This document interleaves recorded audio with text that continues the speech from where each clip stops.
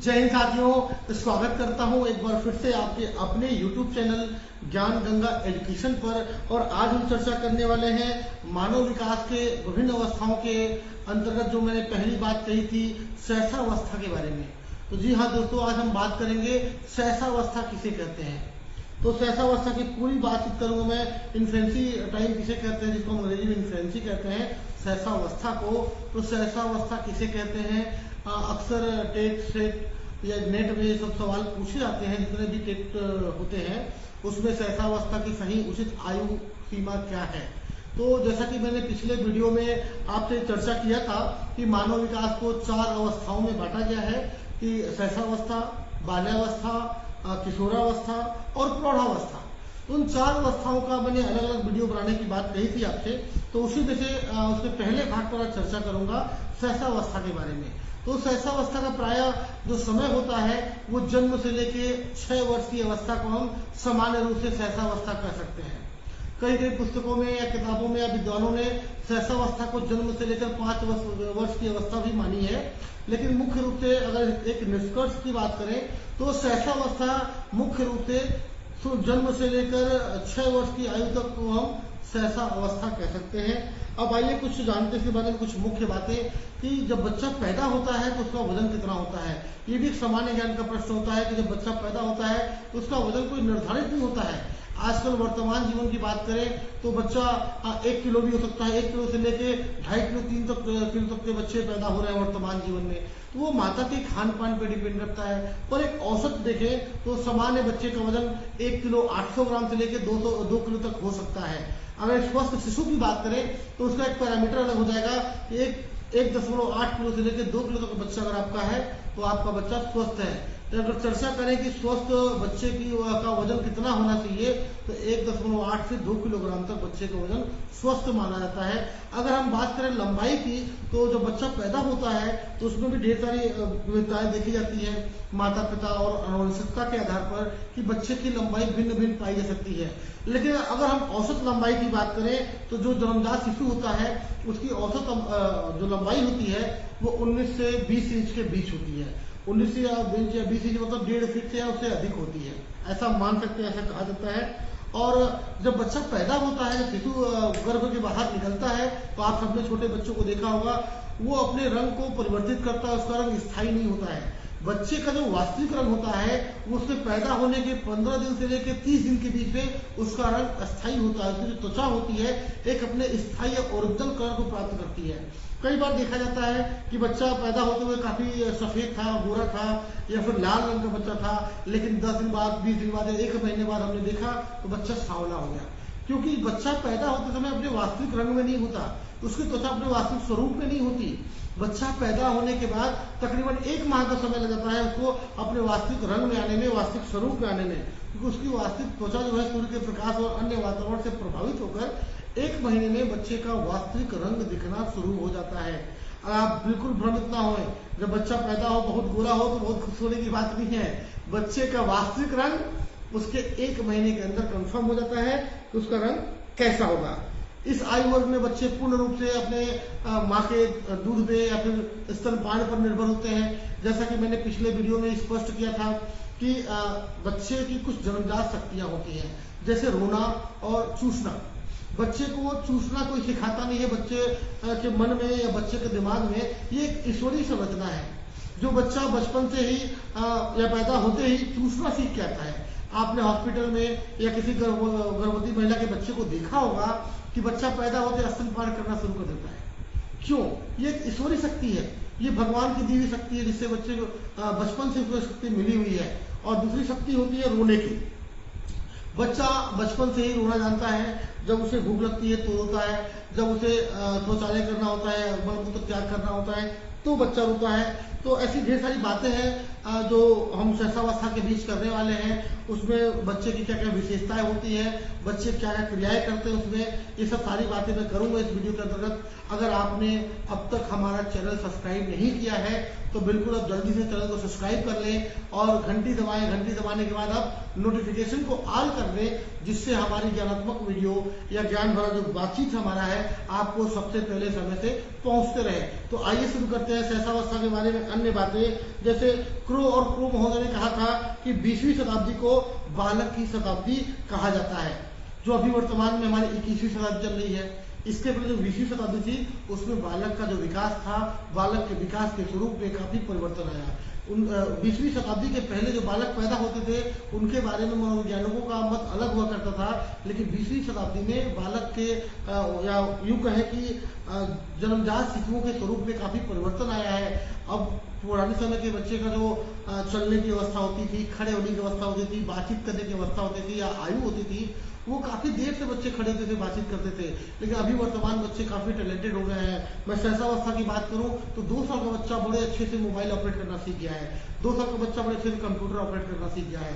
बच्चों में मानसिक गतिविधियां बहुत बेहतर बढ़ गई हैं। अगर इसी बात पे एक बात और मन में जहन में आ रही है कि एडलर महोदय ने कहा था कि बालक के जन्म के समय के कुछ माह बाद ये निश्चित कर दिया जा सकता है कि ये जीवन में कैसा व्यक्ति बनेगा या इसका जीवन में कैसा स्थान है। मतलब कहा जाता है कि ऊंट के पांव पालने में दिख जाते हैं। बिल्कुल सही कहावत है। जो बच्चे जन्मजात शिशु होते हैं उनकी काफी विलक्षण, काफी प्रतिभाएं उनके पैदा होने के साथ ही दिख जाती हैं। ये तो खैर कुछ सामान्य चर्चा थी। आपने पास पड़ोस अपने अनुभव किया होगा कि जन्मजात शिशु कैसा दिखता है, कैसा होता है। अब सीधे मुद्दे की बात आता हूँ कि सहसावस्था की मुख्य विशेषताएं क्या होती हैं। जो सहसावस्था के बालक होते हैं जिनकी आयु 0 से लेकर 6 वर्ष तक की होती है, इनकी मुख्य विशेषताएं क्या है। ताकि वीडियो बिल्कुल लंबा ना बने तो सबसे पहली विशेषता की चर्चा करूंगा, शारीरिक विकास में तीव्रता। बालक जो सहसावस्था है, जन्म से लेकर 6 वर्ष की अवस्था, इस आयु काल में बालक अपने शारीरिक विकास बड़े तेजी से करता है। क्योंकि आप यकीन मानिए जब बालक पैदा होता है तो उसकी लंबाई कितनी होती है, मान के चलते हैं 19 इंच 20 इंच यानी 1.5 फीट के करीब, और 6 महीने में उसकी लंबाई 1.5 गुनी या 2 गुनी तक बढ़ सकती है। इसलिए कहा जाता है कि बच्चे का सबसे अधिक शारीरिक विकास कब होता है, तो वो होता है सहसावस्था में। इसलिए इस अवस्था को शारीरिक विकास की तीव्रता भी कहा गया है। अब बात करें मानसिक विकास की तीव्रता। इस अवस्था में बालक का मानसिक विकास भी बड़े तेजी से होता है। जब वो जन्म लेता है तो उसके दिमाग में, उसके चेहरे में बिल्कुल शून्य होता है। वो रोना और चूसने के अलावा अन्य किसी भी गतिविधि को बिल्कुल नहीं जानता। लेकिन बालक पैदा होने के बाद इस आयु में 0 से लेकर 6 वर्ष की अवस्था में बालक का मानसिक विकास बड़े तेजी से होता है।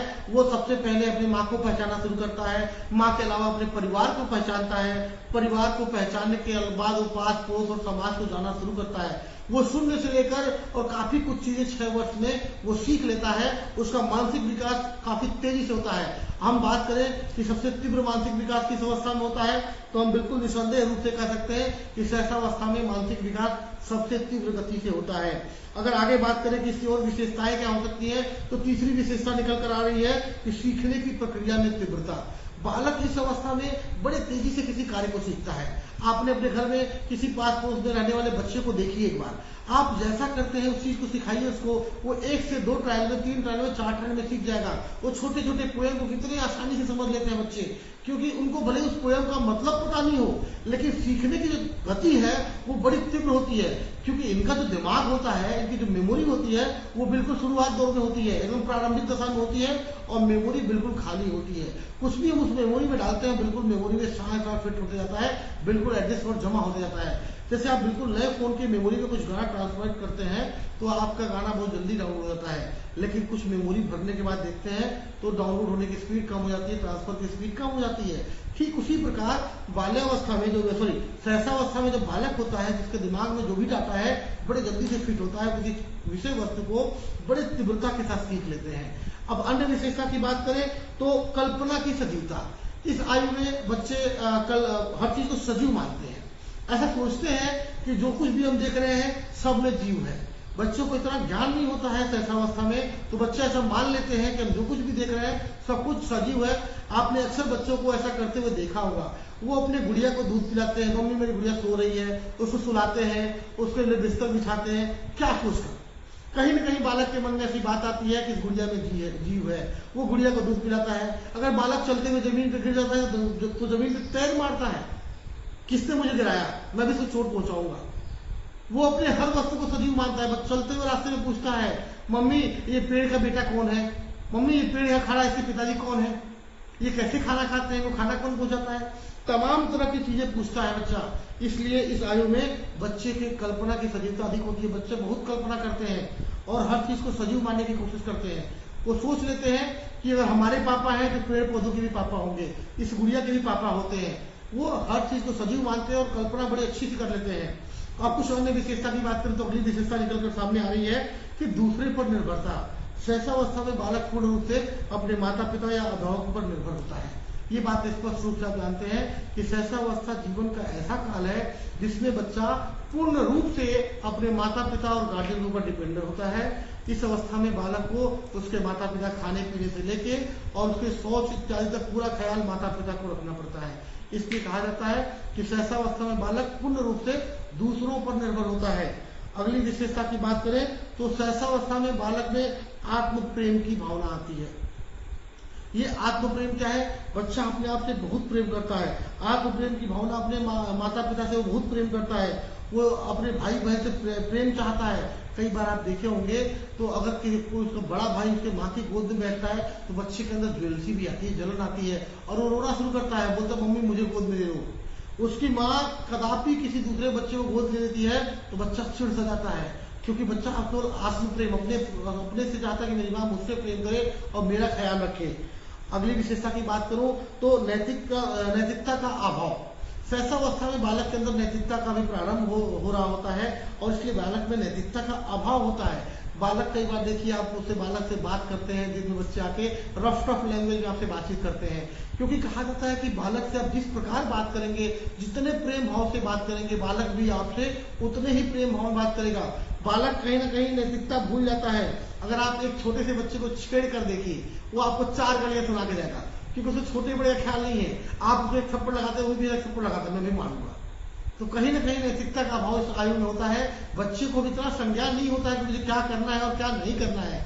इसलिए इस शैशवावस्था की इस अवस्था में बच्चे में नैतिकता का अभाव होता है। अब बात करें अगले विशेषता या पहचान के बारे में तो सामाजिकता की भावना का विकास होता है। इस उम्र में बच्चा अपने समाज के साथ समायोजन करने की कोशिश करता है, क्योंकि बच्चा जब छोटा होता है तो सबसे पहले अपने माँ के साथ एडजस्टमेंट करता है, माँ के साथ समायोजन करता है। जब वो माँ को अच्छे से पहचान लेता है, माँ के साथ अच्छे से समायोजन काम कर लेता है, तब जाकर अपने परिवार के अन्य सदस्यों के साथ समायोजित होता है।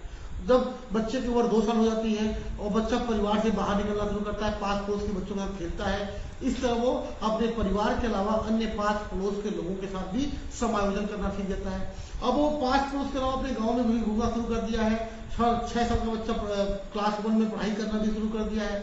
ऐसी स्थिति में बच्चे का सामाजिक विकास प्रारंभ हो जाता है। इसलिए उसके अंदर सामाजिक भावना का विकास होना धीरे धीरे शुरू हो जाता है कि कौन मेरे बड़े बाबा हैं, कौन छोटे बाबा हैं, कौन क्या करता है, कौन क्या पढ़ता है, कौन समाज के लोग हैं, कौन घर के लोग हैं, कौन बाहर वाले हैं, कौन मेरे अच्छा सोचते हैं और कौन मेरे दोस्त हैं। काफी कुछ ये बच्चा समझ लगता है समाज के बारे में। ये प्रारंभिक दशा है।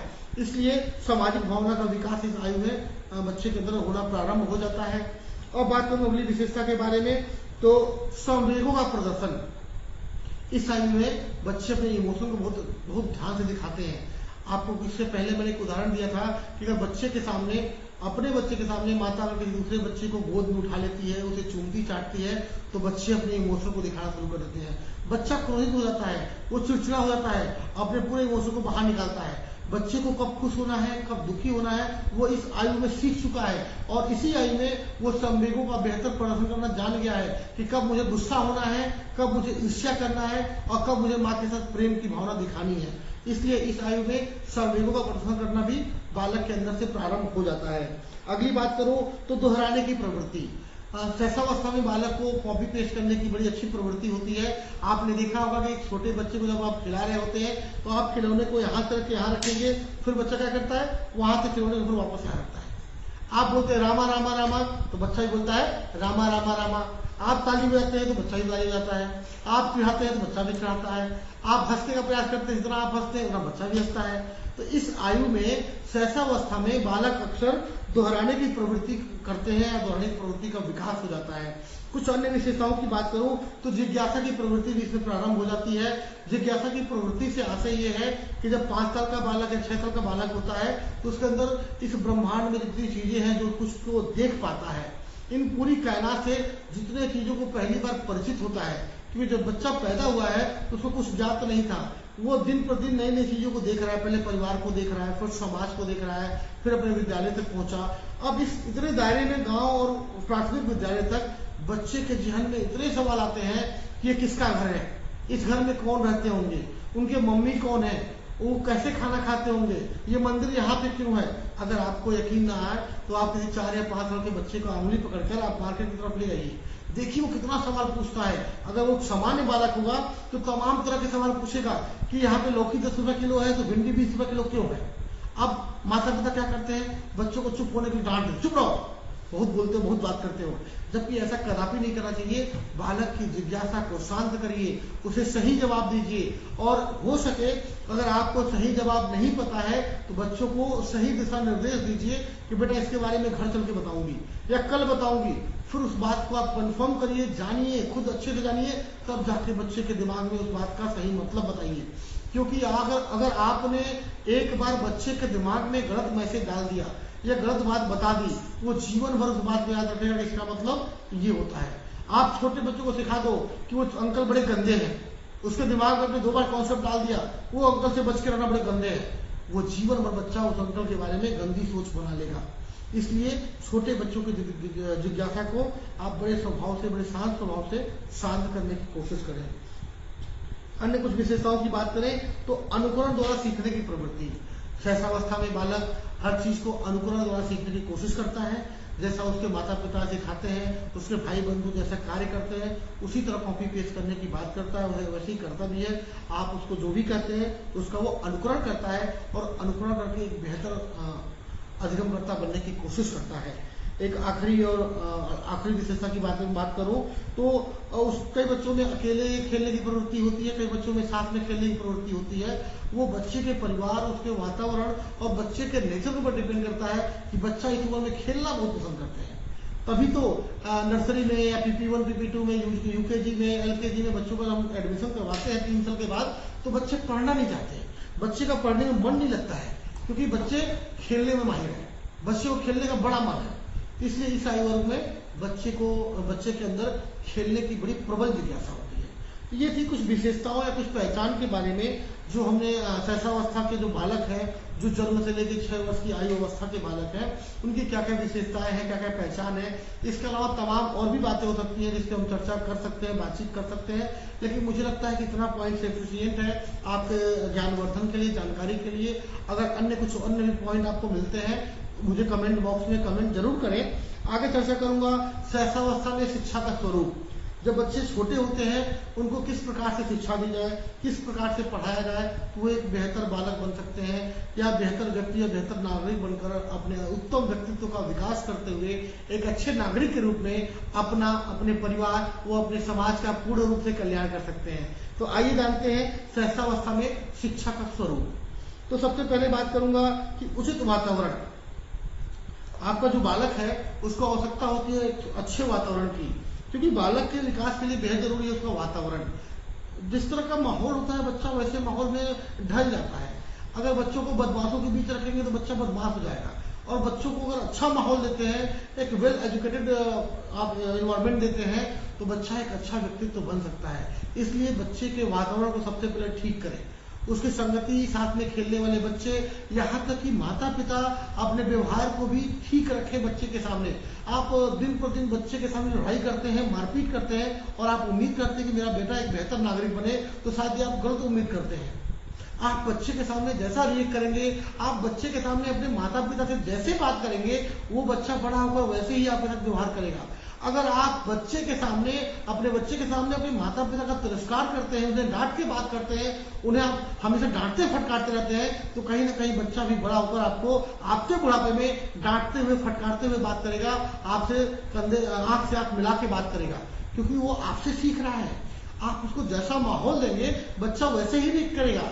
इसलिए कोशिश करें कि बच्चे को एक बेहतर माहौल दे, एक सकारात्मक दृष्टिकोण विकसित करें बच्चे में, ताकि बच्चा एक बेहतर नागरिक बन सके। उसके अगली बात करूं तो उचित व्यवहार इसमें शामिल किया गया है कि आप बच्चे के सामने हमेशा अच्छा व्यवहार करें। हमने अधिकांश गार्जियन को, अधिकांश माता पिता को, अधिकांश अभिभावक ऐसा अक्सर देखा है कि बच्चे जब ढेर सारे प्रश्न पूछते हैं तो अभिभावक पैनिक हो जाते हैं और बच्चों को डांटने लगते हैं, चुप रहो, बहुत बोलता है, बहुत बात करता है, उसकी जिज्ञासा को दबाने की कोशिश करते हैं। जब बालक के अंदर जिज्ञासा का निर्माण हो गया है, जब बालक जिज्ञासु हो गया है, तो आपकी जिम्मेदारी बनती है कि आप बालक की जिज्ञासा को शांत करें। अगर आप उसकी जिज्ञासा को शांत नहीं कर सकते तो कुछ देर के लिए डाइवर्ट कर दीजिए। ठीक है बेटा, इसके बारे में पूरी जानकारी नहीं है मुझे, घर चल के पापा से पूछ के बताऊंगी, घर चल के किसी से बात करूंगा, किसी से पूछ के बताऊंगा, गुरुजी से पूछ के बताऊंगा। लेकिन आप बच्चे के साथ अच्छा उचित व्यवहार करें, बच्चे को कभी डांटे मारे नहीं। अब इसमें आपकी बात आएगी कि बच्चे को डांटे मारेंगे नहीं, मारेंगे नहीं तो बच्चा बिगड़ जाएगा।